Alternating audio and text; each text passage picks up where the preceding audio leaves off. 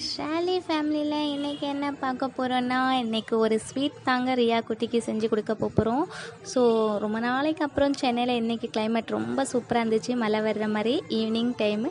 அதனால் குட்டி நல்லா தூங்கிட்டு இருக்கா. ஸோ நமக்கும் ரொம்ப போர் அடிச்சிருச்சு, என்ன பண்ண தெரியல, குட்டியும் தூங்குறா, கிளைமேட் வேறு நல்லா இருக்குன்னு சரி குட்டிக்கு ஒரு ஸ்வீட் பண்ணிடலாம்.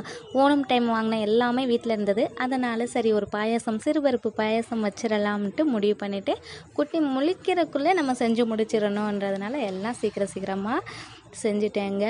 ஜவ்வரிசி ஊற வச்சு அதையும் ஒரு சைடு வேக வச்சாச்சு, சிறுபருப்பையும் ஊற வச்சு அதையும் அவிச்சு எடுத்தாச்சு, நல்லா அவிஞ்சிடுச்சுங்க. அதுக்கப்புறம் 2 ஏலக்காய் அதில் ஆட் பண்ணியாச்சு. அப்புறம் சின்ன சின்னதாக கட் பண்ணி வச்சுருந்த வெல்லம் சேர்த்துட்டேன். தனியாக பாகு எடுக்கலாங்க, கொஞ்சமாக வைக்கிறதுனால பாகு எடுக்கல. லைட்டாக உப்பு போட்டுக்கோங்க, டேஸ்ட் ரொம்ப தூக்கலாக இருக்கும், அதனால தான்.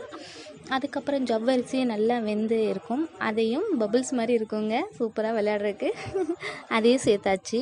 சேர்த்துட்டு நல்லா கிண்டி விட்டுட்டு இனிப்பெல்லாம் பார்த்துக்கோங்க, சூப்பராக இருக்கா, தேவைப்படுதா அதுக்கப்புறம் ஆட் பண்ணிக்கலாம். நமக்கு எனக்கு கரெக்டாக இருந்துச்சு. அப்புறம் ஸ்டவ் ஆஃப் பண்ணிவிட்டு கொஞ்சமாக தேங்காய் பால் எடுத்து ஊற்றி நல்லா கிண்டி வச்சுட்டேங்க.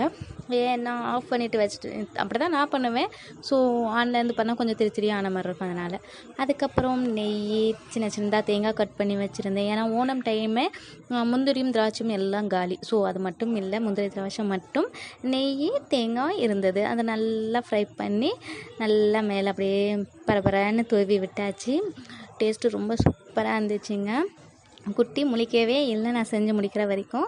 ஸோ அவங்க செஞ்சு தூங்கி முழித்ததுமே செஞ்சு வச்சதை அவங்களுக்கு கொடுத்துட வேண்டியதான். எல்லாமே ஹெல்த்தியானது தான் இதில் ஆட் பண்ணியிருக்குங்க. ஸோ டேஸ்ட்டு ரொம்ப செம்மையாக இருந்துச்சு. தேங்க்யூ.